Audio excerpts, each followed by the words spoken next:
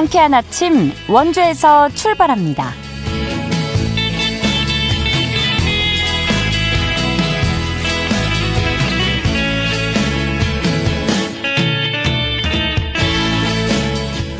안녕하십니까. 9월 20일 금요일 KBS 원주방송국에서 보내드리는 상쾌한 아침 원주에서 출발합니다.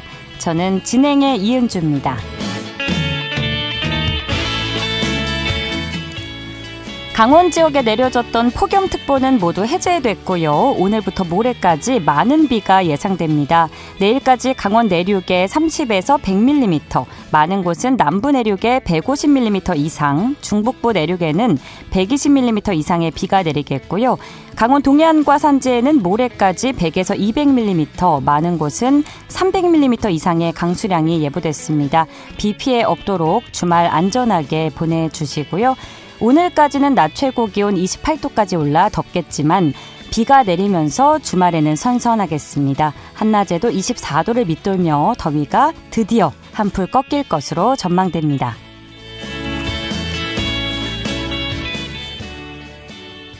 오늘 준비한 소식입니다. 얼마 전 막을 내린 파리 패럴림픽에서 당당히 이관왕을 거머쥔 사격의 박진호 선수와 이야기 나눠보는 시간 갖고요.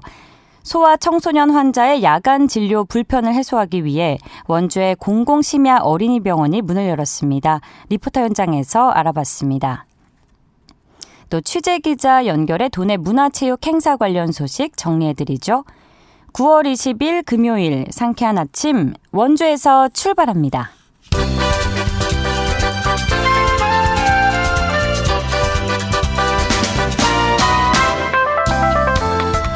오늘의 뉴스입니다. 경기 여주시의 한 축산농가에서 럼피스킨이 발생하자 원주시가 즉각 차단선을 구축하며 확산 방지에 나섰습니다. 원주시 농업기술센터에 따르면 지난 18일 여주시의 한 한우 농장에서 전신 피부 결절 증상을 보인 소가 정밀검사를 받은 결과 럼피스킨 양성으로 판정됐습니다. 이에 원주시는 확산 차단을 위한 선제 대응의 일환으로 관할 지역 내 소 사육 농가 전체에 대해 일제 접종을 진행했습니다.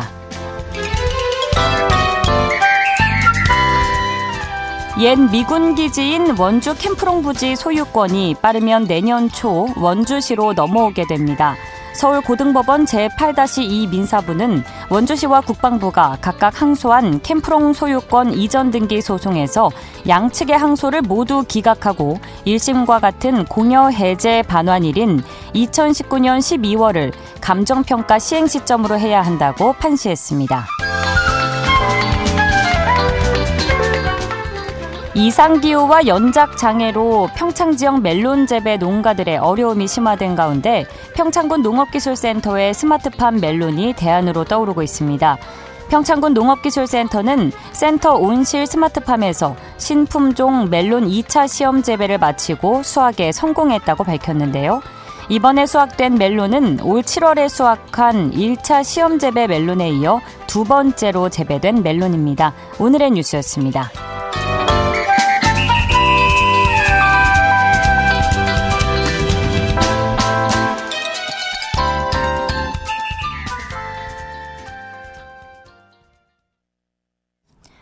상쾌한 아침 원주에서 출발합니다. 함께하고 계십니다.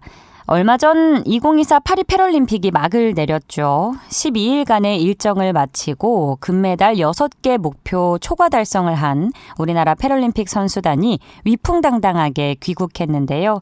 오늘 이 시간에는 사격 이관왕의 영광을 거머쥔 강릉시청 소속 박진호 선수와 이야기 나눠보는 시간 준비했습니다. 지금 전화 연결돼 있는데요. 박진호 선수 안녕하세요. 예, 안녕하세요. 네, 먼저 네, 소개해 주시죠. 예, 강릉시청 장애인 사격선수 박진호입니다. 반갑습니다. 네, 먼저 축하드립니다. 예, 감사합니다. 네, 멋진 경기로 전 국민에게 그야말로 감동의 순간을 안겨주셨는데요. 이 박진감 넘쳤던 경기 이야기부터 나눠보면요.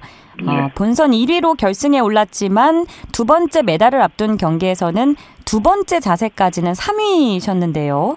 마지막 입사 자세에서 짜릿한 대역전에 성공하면서 대회 신기록으로 두 번째 금메달을 따내셨습니다. 그때의 느낌은 어떠셨나요?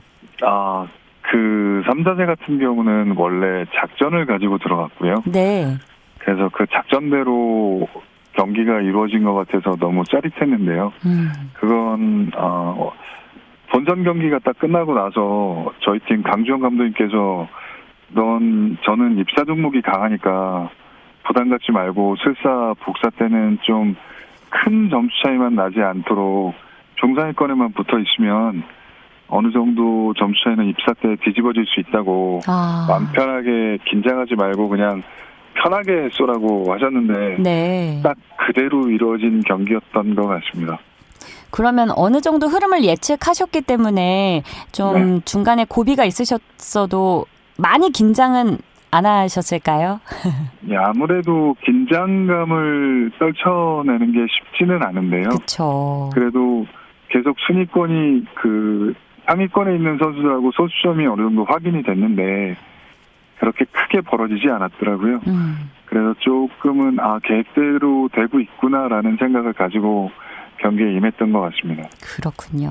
저도 이렇게 금메달리스트와 인터뷰하는 것만으로도 떨리는데 저도 많이 떨립니다. 네, 그렇게 큰 무대에서 얼마나 그 숨막히는 긴장감을 이겨내고 금메달의 영예를 안고 오셨을지 대단하시다는 생각이 다시 한번 드는데요.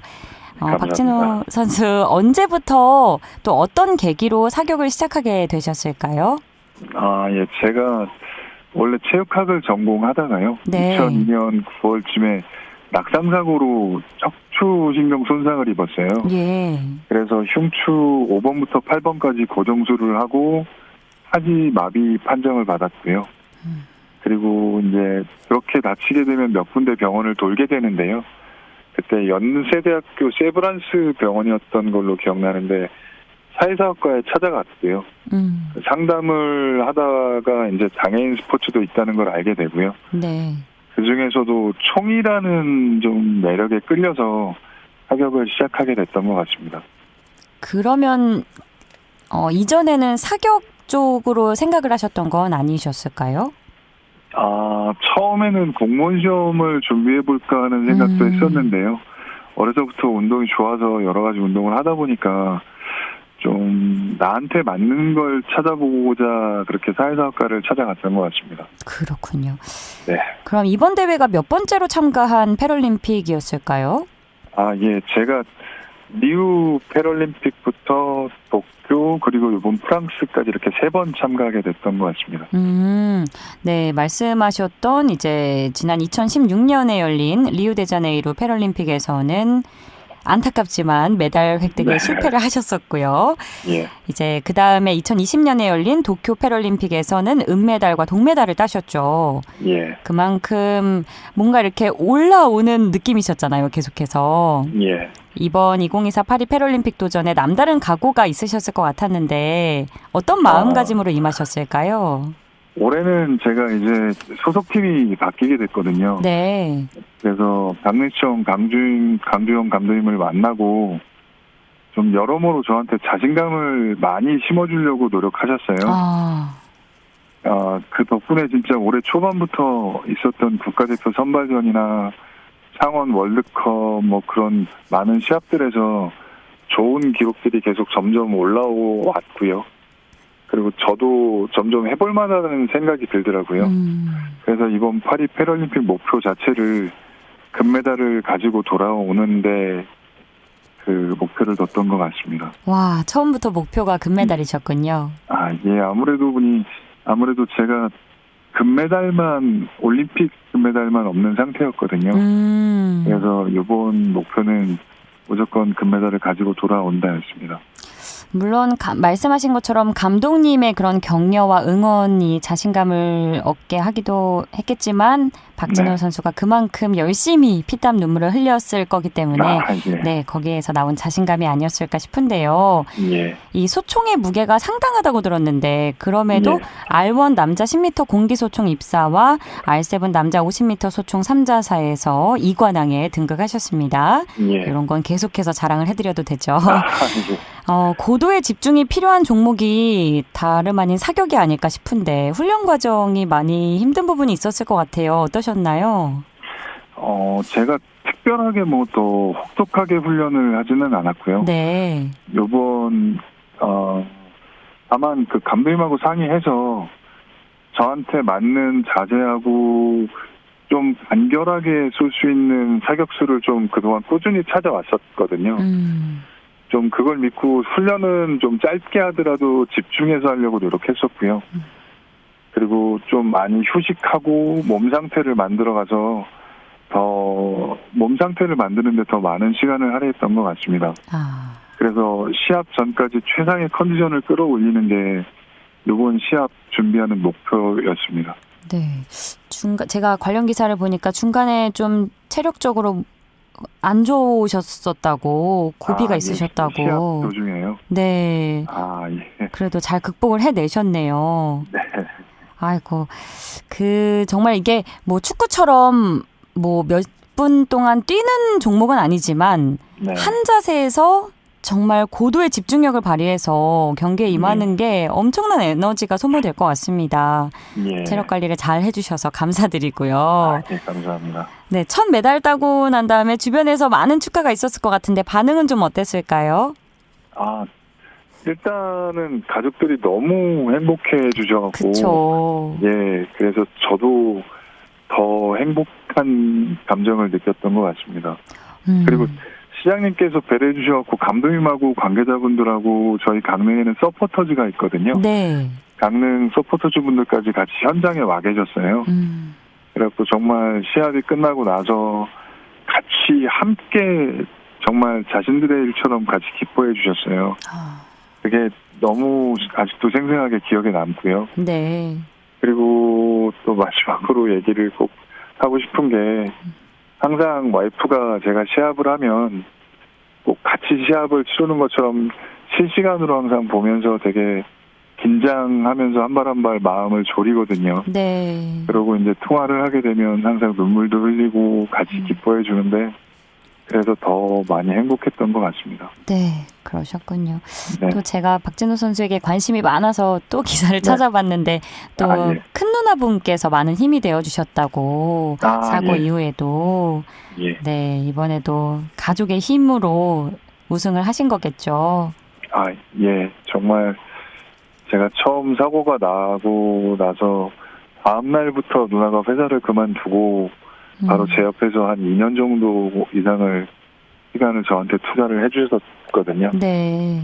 그렇지 않았으면 정말 좀 방황도 많이 했을 것 같고. 네. 그리고 많이 마음의 안정을 시켜주는데 누님이 큰 도움이 됐던 것 같습니다. 정말 중요한 역할이죠. 스포츠를 함에 있어서. 네. 우리 박진호 선수가 인복이 많은 것 같습니다. 감사합니다. 박진호 선수 덕분에 최근 전용 훈련장이 새로 건립되는 등 뭐 훈련 여건도 개선이 됐다고요? 예. 그게 제 덕분은 아니고요. 네. 시장님하고 나머지 이하 시장님이나 관계자분들께서 원래 저희 사격팀에 대해서 관심도 되게 많으시고요. 네. 정말 많은 지원을 해주셔서 저희가 이제 훈련장뿐만이 아니고요. 사격 훈련할 수 있는 시설 말고도 휴게실하고 사무실도 따로 갖춰지고 저희가 이제 장비가 되게 많다 보니까 간단한 장비들은 스스로 이렇게 좀 수리도 하고 만들 수 있는 작업 공간까지 다 갖춘 어떻게 보면 완벽한 전용 사격장을 갖게 된 것 같고요. 네. 이제 정말 마음 편하게 훈련에 매진할 수 있는 환경이 마련된 것 같습니다. 네. 아이고, 벌써 시간 관계상 마지막 질문이 될 것 같은데요. 이미 뭐 금메달 최고의 목표를 이루셨지만 앞으로 또 이루고 싶은 바람이 있으시다면 끝으로 한 말씀 부탁드립니다. 예, 우선은 10월 달에 있는 전국 장애인 체육대회부터 잘 치르는 게 올해 마무리가 될 것 같고요. 네. 그리고 이번 파리 패럴림픽이 제 선수 생활에서 한 과정이라고 생각을 하고 있거든요. 그리고 목표라면 앞으로도 좀 많은 분들한테 오래도록 기억에 남는 그런 선수가 되고 싶습니다. 네. 대한장애인체육회 출입기자단 29명 가운데 23표를 얻어서 MVP로 또 선정이 되셨다고 들었는데요. 네, 받을 분이 받으셨다는 생각이 들고요. 박진호 선수 다시 한번 축하드리고 앞으로의 활약도 제가 많이 기대하고 응원하겠습니다. 오늘 귀한 시간 내주셔서 고맙습니다. 예, 감사합니다. 네, 지금까지 2024 파리 패럴림픽 사격 이관왕의 영예를 아는 박진호 선수와 함께했습니다.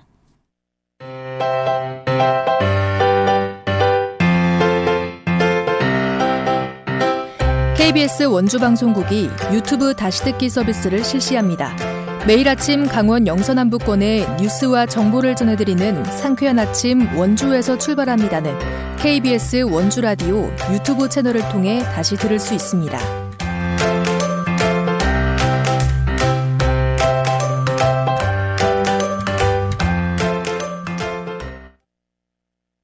8시 47분입니다.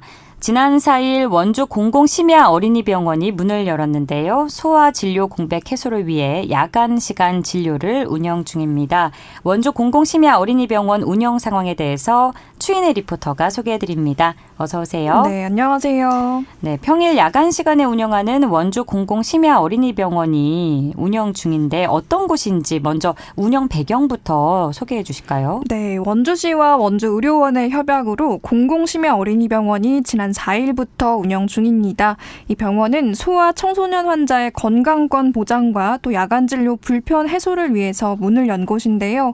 평일 저녁이면 대부분 병원이 문을 닫아서 늦은 밤 아이가 아플 때면 응급실을 이용하면서 장시간 대기하고 또 높은 비용을 지불해야 하기 때문에 공공심야 어린이병원 운영에 관한 시민들의 요구가 많았다고 합니다. 이에 평일 야간에도 소아 환자와 보호자들이 이용할 수 있는 의료 체계를 구축한 건데요.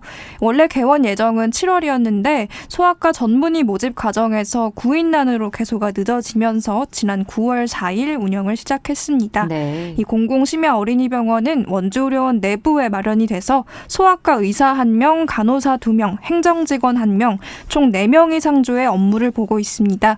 원주의료원 권태영 원장에게 병원의 운영 상황과 운영 계획에 관해 들어봤습니다. 시작하게 된 게 올 봄에 원주에 계신 이제 소아를 둔 부모님들의 아주 그냥 강력한 요구가 있었어요. 그래서 이제 원주시 차원에서 이제 이 사업을 진행하게 됐는데 공공병원이 저희 원주의료원과 함께 이 사업을 하자 이래갖고 이제 그래서 올 9월에 이렇게 공공심야 어린이병원을 개원하게 됐습니다. 환자분 보니까 평균 한 20명 정도 이용하고 계시고 앞으로 조금 더 저희가 활성화되면은 그 인원이 조금 더 늘어나지 않을까 하는 생각을 해봅니다. 지금 저희 원주의료원이 사실 원주 지역에서 원주 세브란스 외에 소아를 입원할 수 있는 유일한 병원이거든요. 이 사업이 지금은 조금 좀 미약하지만 저희 원주의료원 차원에서는 필수 의료, 특히 소아 어린이를 진료한다는 그런 필수 의료 측면에서 조금 더 확장하고 조금 더 기능을 확장할 계획이 있습니다. 네, 이제 병원이 운영 2주차에 접어들고 있는데 병원 운영 상황은 어떤가요? 네, 요즘 하루 평균 20여 명의 소아 환자가 병원을 이용하고 있는데요. 네, 개소 첫날에는 지역 맘카페에서 축하 화분을 보낼 정도로 지역의 주민들, 특히 아이를 둔 부모님들에게 많은 관심과 호응을 얻고 있습니다. 이용자 추이는 매일 조금씩 느는 추세인데요. 요즘에는 호흡기 질환으로 방문하는 경우가 가장 많습니다. 또 방문 환자 중 하루 평균 3명 정도는 입원을 하고 있어서 경증 환자뿐만 아니라 정말 야간에 진료가 필요한 환자들에게 진료 공백 해소 역할을 톡톡히 하고 있는 것으로 보입니다. 전국에서 지자체가 이렇게 심야 어린이병원을 운영하는 곳은 원주와 광주 2곳뿐인데요. 지자체 예산 70%, 또 의료원이 마련한 예산 30%로 운영이 되고 있습니다. 올해 12월까지 사업을 운영하고 이 운영 성과에 따라서 이후에 지속 여부가 결정되는데요. 환자들과 시민들은 이 병원 운영의 필요성을 실감하고 있는 것으로 보입니다. 그간 야간 진료가 어려워서 불편함을 느꼈는지 병원을 찾은 시민에게 이야기 들어봤습니다. 불편한 적 많죠. 더군다나 여기 원주 같은 경우는 여주, 이천도 그렇고 저는 횡성 사는데 횡성에서도 오기도 편하고 그리고 저녁 되면은 오히려 애들이 더 저녁 때 많이 아프잖아요. 그렇기 때문에 생기는 게 저는 좋다고 봐요. 근데 이제 조금 시간이 조금 짧아서 그러니까 응급실처럼 길게 운영하는 게 아니라 11시 반까지만 운영하고 제가 알고 있거든요. 그래서 시간이 조금 짧아서 그게 조금 아쉽기는 해요. 횡성에서 병원을 이용하는 분들도 계시네요. 병원 운영이 지역 의료 공백 해소에 조금이나마 도움이 되길 기대해보고요. 끝으로 병원 운영 정보 전해주실까요? 네, 공공심야어린이병원은 평일 오후 5시 반부터 오후 11시까지 운영됩니다. 응급실 옆 별관 2층에 위치해 있고요. 야간에 운영하는 만큼 약국은 원주시 홈페이지나 원내에 있는 안내문을 통해서 심야 약국 현황을 확인하시면 됩니다. 늦은 시간 병원 이용이 필요한 경우에는 공공심야어린이병원 적극적으로 활용해 보시면 좋겠습니다. 네, 지역 소아 환자의 진료 공백 해소를 위해서 공공심야어린이병원이 운영 중인데요. 아이가 갑작스럽게 아플 때 병원을 찾느라 애타던 보호자들의 마음의 짐을 조금이나마 덜 수 있길 기대해 보겠습니다. 오늘 소식 고맙습니다. 추인혜 리포터였습니다. 네, 감사합니다.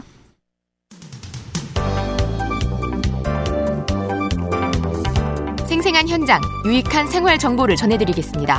KBS 원주라디오 상쾌한 아침 원주에서 출발합니다를 함께하고 있습니다. 취재기자 연결해 주간 도내 문화체육 행사 관련 소식 알아보는 시간입니다. 연합뉴스 강원 취재본부 박영석 기자 연결합니다. 박영석 기자, 안녕하십니까? 네, 안녕하십니까. 연합뉴스 박영석입니다. 네, 오늘의 첫 번째 소식부터 들어보죠. 요즘 늦더위가 기승을 부리고 있는데 정선 민둥산은 가을옷으로 갈아입고 축제를 연다고요? 네, 그렇습니다. 전국 5대 억새 군락지 중 한 곳인 해발 1,119m의 민둥산은 벌써 은빛 물결로 출렁이고 있는데요. 네. 억새 꽃밭이 칠부 능선에서 정상까지 무려 66만여 제곱미터에 달할 정도로 억새산이라고 할 만큼 온통 억새로 뒤덮인 이곳에서 오는 22일부터 11월 2일까지 제29회 은빛 억새 축제가 열립니다. 축제라면 구체적으로 어떤 행사들이 열리나요? 네, 우선 개막일인 22일에는 민둥산 정상에서 산신제가 열리고요. 민둥산 운동장에서는 아리랑 경창, 라인댄스 공연, 색소폰 연주 등 식전 행사를 비롯해서 민둥산 가요제, 축하 공연, 불꽃놀이 등이 열릴 예정입니다. 그리고 끝자리가 4일과 9일인 날에는 버스킹 공연이 열리는 등 다양한 공연과 체험 행사가 준비되어 있습니다. 다채롭게 행사가 열리는 것 같은데 사실 뭐 억새도 억새지만 민둥산에 또 다른 핫플레이스가 있다고 들었어요. 네, 혹시 돌리네라고 아시나요? 돌리네요? 돌리네가 뭐죠? 뭐 돌리는 뭐 구간이 있나요? 네, 사실 좀 생소한 단어일 텐데요. 네. 사실 돌리네는 석회암질에 형성된 웅덩이 모양 지형을 일컫는 말입니다. 지형 이름이군요. 네. 네. 이 정상 부근까지 오르시면 한라산 백록담을 닮은 돌리네를 볼 수가 있고요. 지질학에서는 돌리네라고 부르지만 지역 주민분들은 돌리네를 구덕이라고 부르신데요. 이 구덕이 바로 구덩이의 방언인데요. 네. 네, 민둥산의 모든 뷰가 다 예쁘지만 돌리네를 배경으로 사진을 찍으면 영화 속 한 장면 같은 연출이 가능해서 요즘 SNS에서 매우 핫한 곳입니다. 한라산 백록담을 닮았다고 하니까 더 궁금해지는데 오늘 또 새로운 용어를 알아가네요. 돌리네. 핫하다고 하니까 가봐야겠고요. 등산 난이도는 좀 어떤가요? 사실 이게 억새 꽃밭 사진만 보면은 굉장히 평탄해 보이고 쉬워 보이는데요. 네. 결국 뭐 민둥산도 산인지라 너무 쉽게 보고 가셨다가는 큰일 납니다. 등산객들이 많이 이용하는 코스는 산행 시간은 2시간이 걸리지는 않지만 제법 가파른 곳도 있어서 등산 장비를 착용하시는 것을 반드시 추천해드리고요. 해 뜨는 아침에는 황금빛, 한낮에는 은빛, 해지는 석양에는 주홍빛으로 변한다고 하니 취향에 따라 오르시면 좋겠습니다. 네, 정선 민둥산 관련 축제 소식 전해주셨고요. 다음 소식으로 넘어가 보죠. 철원 고석정에 세종대왕이 납신다는데 무슨 일입니까? 네, 바로 철원군이 오는 21일에 철원 고석정 광장과 꽃밭 일원에서 세종대왕 강무 행차 재현 행사를 엽니다. 이 강무라는 게 국왕이 직접 참여하는 군사 훈련을 겸한 산행 행사로 조선 왕조실록에 세종대왕이 재위 기간 동안 모두 19번에 걸쳐 철원을 다녀갔다는 기록이 남아 있어요. 네. 네, 세종대왕은 철원에서 강무를 진행하고 사냥이 끝나면 고석정에서 주연을 베풀어 함께한 신하, 군사 백성들에게 사냥한 짐승과 음식을 나눠줬다고 기록이 돼 있거든요. 바로 이 행사가 재현되는 것이고요. 전통 공연은 물론 다양한 전통 문화 체험 행사가 마련돼 있으니 선조들의 지혜와 문화를 직접 경험하는 좋은 기회입니다. 네, 마지막은 스포츠 소식이네요. 창단 첫 K리그1 우승을 노리는 강원FC의 행보에 적신호가 켜졌다고요? 네, 아쉽게도 강원FC가 최근 3경기에서 승리를 거두지 못하면서 주춤하고 있습니다. 지난달 24일 FC 서울 원정 경기에서 패배한 데 이어 이번 달 1일 수원FC를 상대로 한 홈경기에서도 무승부를 기록했는데 추석 연휴 직전이었죠. 바로 13일 울산과의 원정 경기에서도 뼈아픈 패배를 당하면서 울산의 선두 자리를 내주고 만 상황입니다. 이제 남은 경기가 단 3경기밖에 없거든요. 네. 그리고 그중 한 경기가 바로 일요일 오후 4시 30분 포항에서 열립니다. 과연 강원FC가 선두 탈환에 성공해서 우승할 수 있을지 관심이 모아지고 있으니 오늘 많은 축구 팬분들의 응원을 부탁드리겠습니다. 네, 우리 강원도민들의 응원이 절실한 때이네요. 많이 응원을 해야겠습니다. 네, 오늘 소식도 고맙습니다. 네, 감사합니다. 지금까지 연합뉴스 강원 취재본부 박영서 기자였습니다. 9월 20일 금요일에 전해드린 상쾌한 아침 원주에서 출발합니다. 오늘 순서는 여기까지입니다.